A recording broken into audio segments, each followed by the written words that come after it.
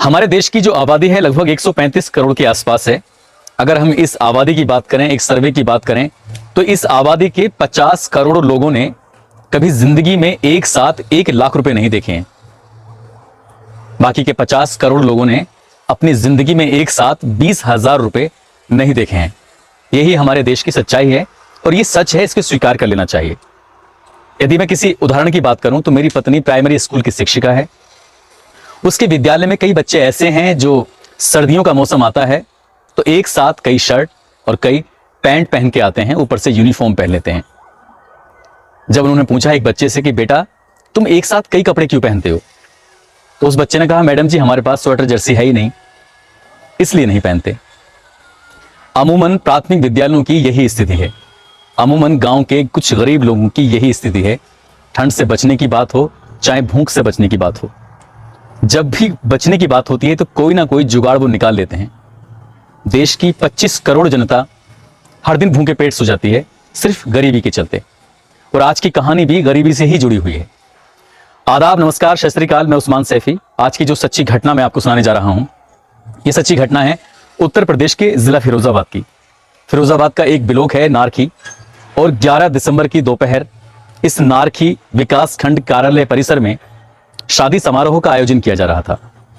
इस इलाके के बड़े बड़े अधिकारी, विधायक, ब्लॉक प्रमुख, एसडीएम, एसएचओ, तमाम तरह के लोग थे, और 51 जोड़े, सभी धर्मों के, हिंदू भी, मुस्लिम भी, सिख भी, ईसाई भी। कहने को वहां पर भारतीय संस्कृति दिख रही थी, मगर इस 51 जोड़े में एक जोड़ा ऐसा था जो सिर्फ वक्त के खत्म होने का इंतजार कर रहा था। कौन नहीं चाहेगा जब उसकी शादी होगी तो बड़े सारे सपने देखता है इंसान, मगर एक जोड़ा ऐसा था जो खामोशी के साथ सिर्फ वक्त को गुजरने का इंतजार कर रहा था। शादी हो जाती है, और जैसे ही शादी होती है तो बड़े बड़े ऑफिसर, विधायक, नेता ये हर जोड़े के साथ एक फोटोग्राफ्स खिंचवाते हैं। और आज का एक जमाना है सोशल मीडिया का, सब लोग फोटो खिंचवा रहे थे और सोशल मीडिया पर अपलोड कर रहे थे साथ साथ। ये जोड़ा अभी तक घर नहीं पहुंचा था, उससे पहले ही इसका फोटो घर पहुंच जाता है, और जैसे ही फोटो घर पहुंचता है तो सब लोग हैरान रह जाते हैं कि आखिरकार ऐसे कैसे हो सकता है, क्या कोई इस हद तक भी गिर सकता है। दरअसल ये बेहद गरीब लोग हैं, और ये इनका गांव लगता है टूंडला क्षेत्र का नंगला प्रेम के रहने वाले हैं। लड़के का नाम है महेंद्र सिंह, जिसकी उम्र लगभग 25 या 26 साल के आसपास रही होगी, और जो दुल्हन बनी है उस दुल्हन का नाम है ज्योति।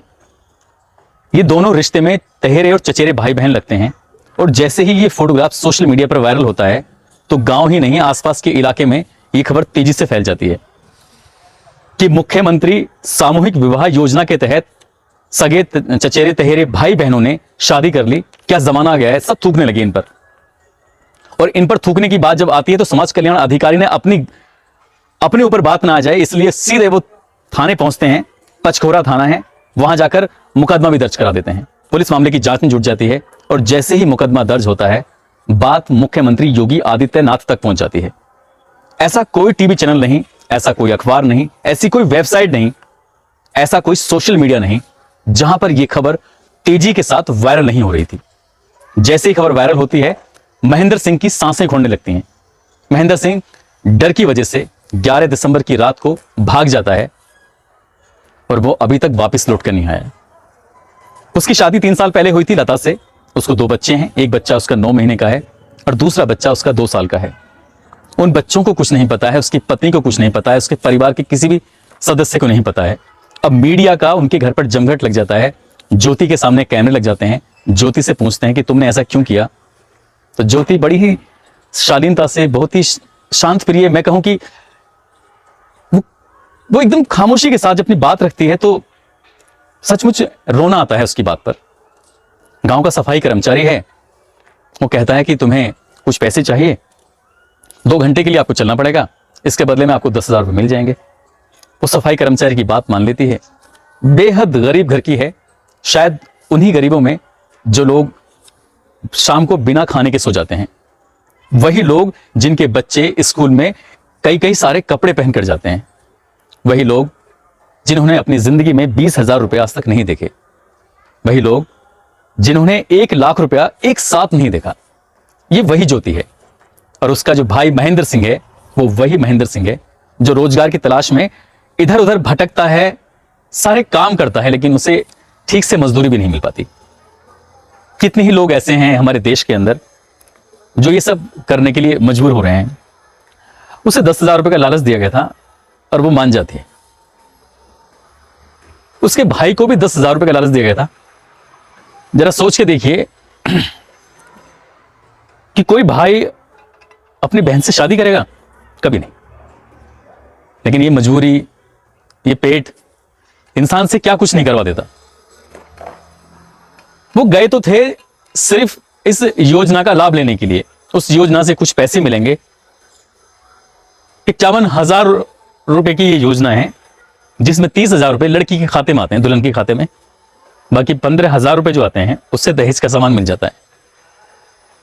सही मायने में ना तो उस लड़के को दहेज की जरूरत थी और ना ही लड़की को दहेज की जरूरत थी। लेकिन लड़का और लड़की दोनों ही जो भाई और बहन है चले जाते हैं।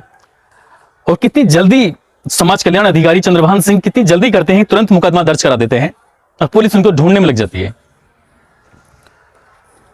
और साथ ही इस इलाके के मुख्य विकास अधिकारी वो कहते हैं कि इस मामले की निष्पक्ष जांच की जाएगी।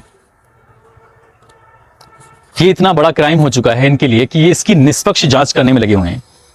जबकि आप उत्तर प्रदेश चुनाव में आप देख सकते हैं कि प्रियंका गांधी ने बड़े बड़े होर्डिंगों में लगवाया है कि हम महिलाओं के लिए फ्री बस में की सेवा देंगे।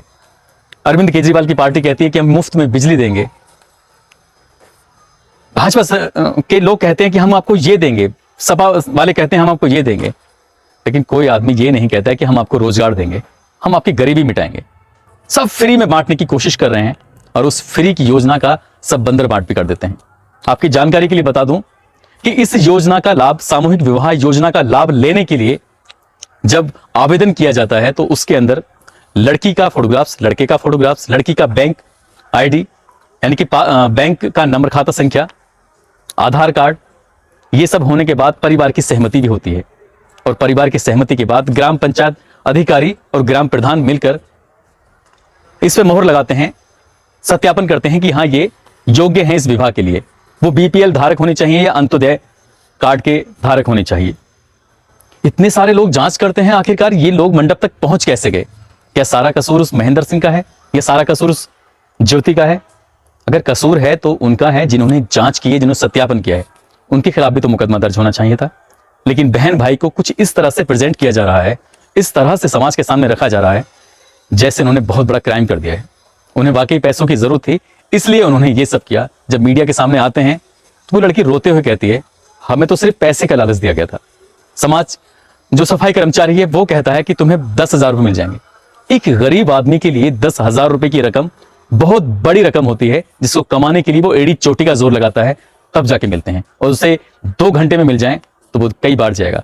हालांकि उन्होंने जो कदम उठाया उसको ना समाज, ना शासन प्रशासन और ना ही परिवार के लोग इजाजत देते हैं। उन्होंने एक क्राइम किया है, उन्हें इस बात की सजा मिलनी ही चाहिए। मगर सजा उनको भी मिलनी चाहिए जो आपको फ्री का लालच देकर, फ्री की बात के, कभी बिजली के नाम पर, कभी आपको सवारियों के नाम पर, कभी कुछ तमाम तरह के लालच देते हैं, कभी वोट के नाम पर आपको शराब पिलाते हैं। उनको भी सजा मिलनी चाहिए। हम में सब नंगे हैं, लेकिन उनको कोई सजा नहीं देता जो बड़े लोग हैं, जो 35 करोड़ की आबादी है, जो संपन्न लोग कहे जाते हैं, उनको कोई सजा नहीं मिलती। सजा मिलती है तो 100 करोड़ भारतीयों को मिलती है, हमेशा से ही। दोस्तों, इस कहानी को सुनाने का उद्देश्य किसी को परेशान करना नहीं है, किसी का दिल दुखाना नहीं है, बल्कि आपको जागरूक करना है, आपको सचेत करना है। आप किसी लालच में, किसी बहकावे में ना आए। इज्जत की रोटी मिलती है तो उसे खाएं, नहीं तो भूखे ही सो जाएं। आप सुरक्षित रहिए, अपना ख्याल रखिए। जय हिंद, जय भारत।